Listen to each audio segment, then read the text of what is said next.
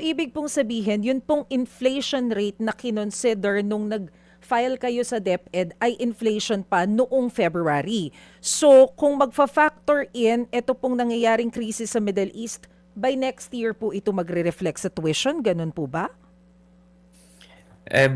Baka by that time, kung hindi nakapag-adjust ang school, baka marami na nagsara, baka hindi na umabot next school year. Oh. No? Pero tama po kayo, hindi lang po yung, alimbawa, nagtaas din ng, let's say, nagkaroon din ng wage hike, no? Government-mandated wage hike. Talagang i-absorb ng school ngayon yan. No? Okay. Wala silang, they cannot increase kasi in the middle of the school year without Oo. DepEd's permission.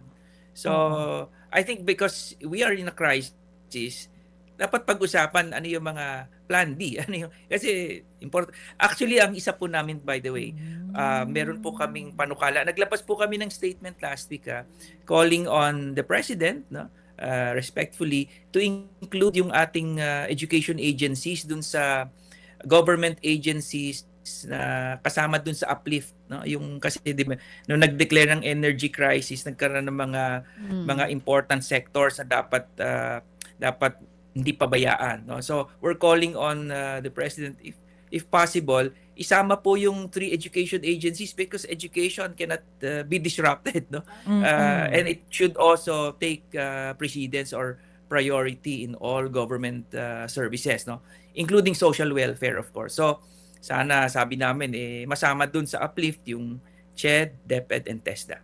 Pero yung sinasabi po ninyo na, okay, every February lang pala kasi pwedeng mag-request ng increase sa tuition. Kaya ba na i-absorb ng mga private schools yung adjustment sa prices at saka yung mga teachers? Paano yung mga wage?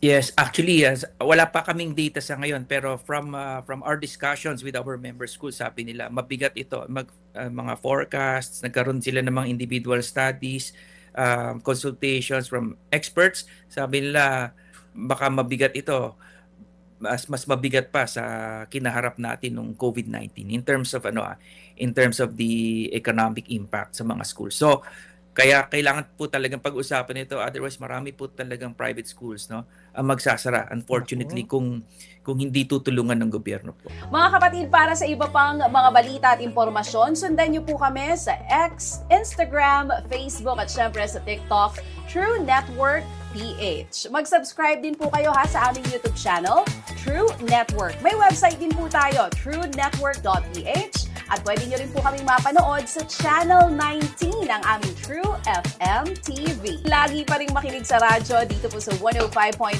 True FM dahil dito, lagi po sa'yo, kapatid. Ito tayo sa totoo.